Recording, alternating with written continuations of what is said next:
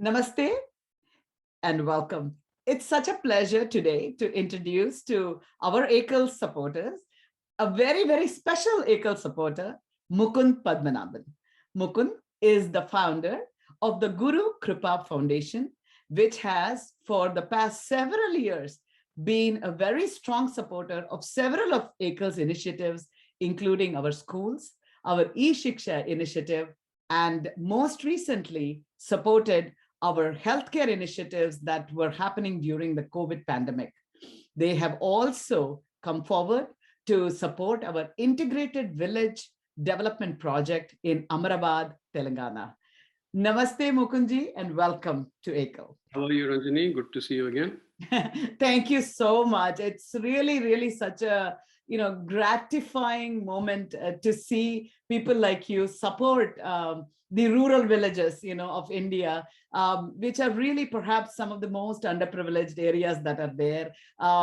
We, as you know, Ekal works in very, very rural, remote villages. So I wanted to ask you, Mukund, what motivates you to support projects that actually work on the upliftment of those that are so underprivileged and so out of the realm of development?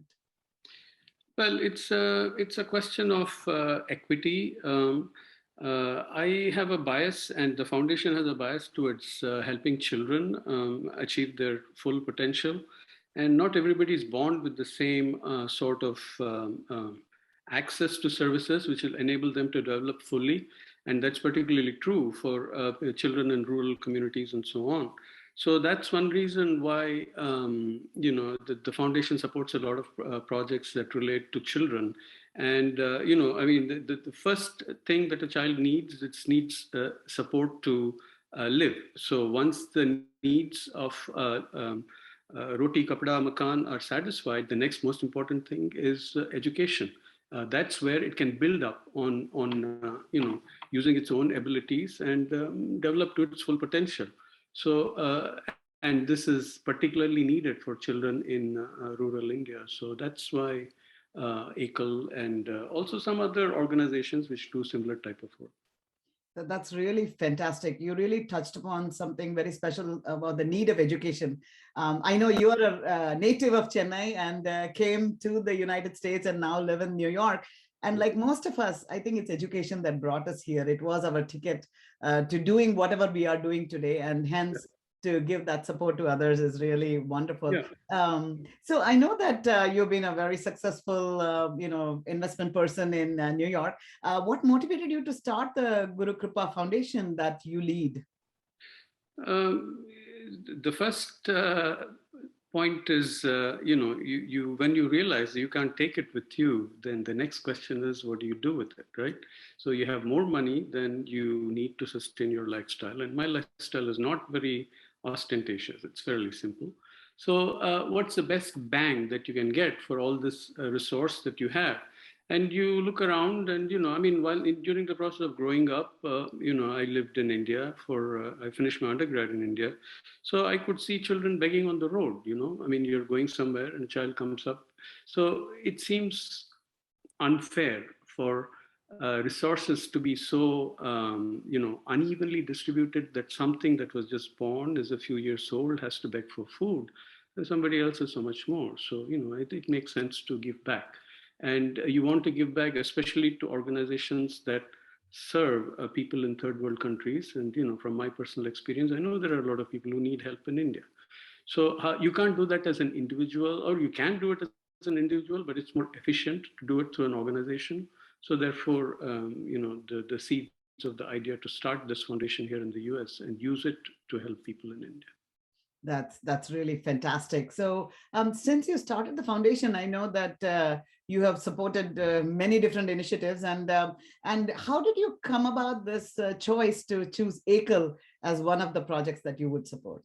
Well, you are the first person I met from Ekal, Ranjani. So you are responsible for the ongoing support for Ekal, because I see the enthusiasm in you. I've met other people like Mohan and so on and so forth. And most of you people seem to be wedded to the cause. There is no personal agenda. There seems very little personal agenda, and you are doing it because you believe that This is a good thing to do. This is a good place for you to invest your time. I like all those things. I mean, I'm looking for channels. I wish I had the time to go and do things myself, but I don't. So I'm looking for channels that will use this money efficiently and deliver it to the people who need it most. And Ekal seems to be an excellent organization that fits all of those criteria.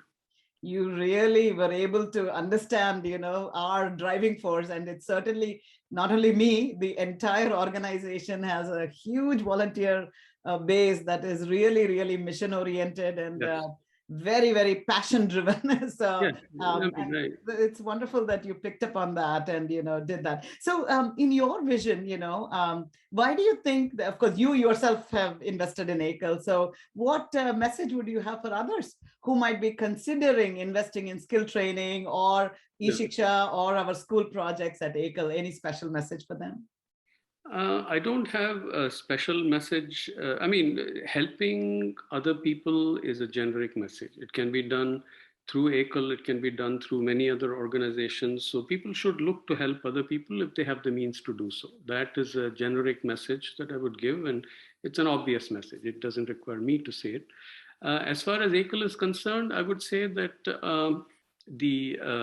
I mean, the main reason I would promote Ekal is because of what I already mentioned. It's because of the passion of the people who actually, of the Karyakartas who actually do the work.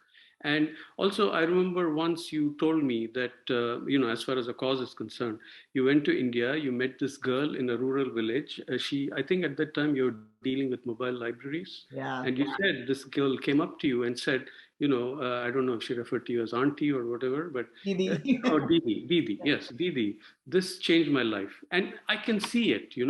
I mean, as a kid who has never seen a book, for most of her life, there is this organization that's coming and opening up a whole new world to her. It's a cause worth supporting. I mean, the joy of being able to do that for another child is worth it. I mean, money, you can buy things with money. This is one of the most best ways in which you can use money. Yeah. I'll So just that's what I would say for people to if they want to invest in Ekal, this is one reason why you should.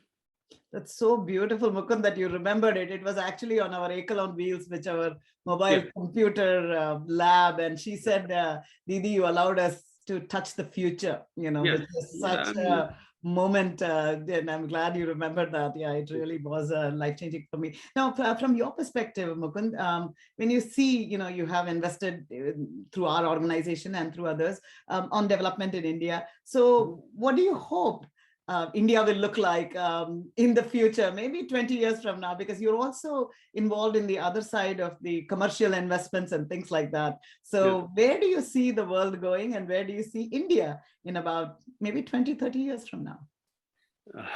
That is your going above my pay grade there, Rajini. So I'm not a strategist or.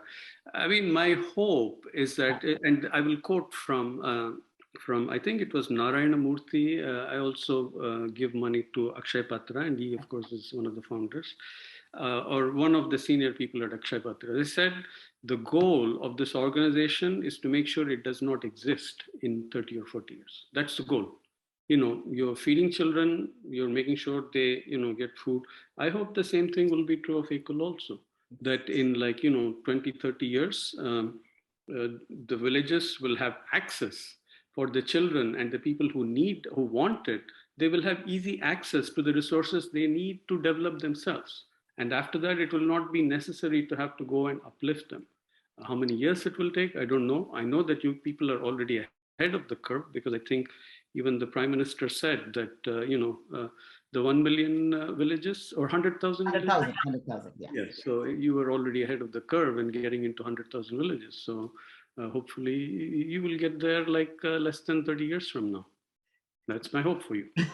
From your words, may they go to God's ears so that we can actually make this happen. And absolutely, Mukund, actually self-sustainability or Atmanirbharta is both the Prime Minister's vision and also our very, very important vision. And in fact, we have this grain project, Gramothan Atmanirbharta, where we are working with skill training and the farmers to create market linkages so that hopefully their incomes improve, and so that they don't, we don't need to come, and as you said, we should become redundant pretty soon. So beautiful. So looking forward to that future where we become Atmanirbhar. And thank you, Mukund, for really looking at our organization and seeing what we are doing, and for doing your part to support the organization. We are thoroughly grateful. The children in these villages are really grateful to you. Thank you so much. Namaste. My pleasure, and thank you for serving as a channel for whatever I can do. Thank you, Mukund. God bless you.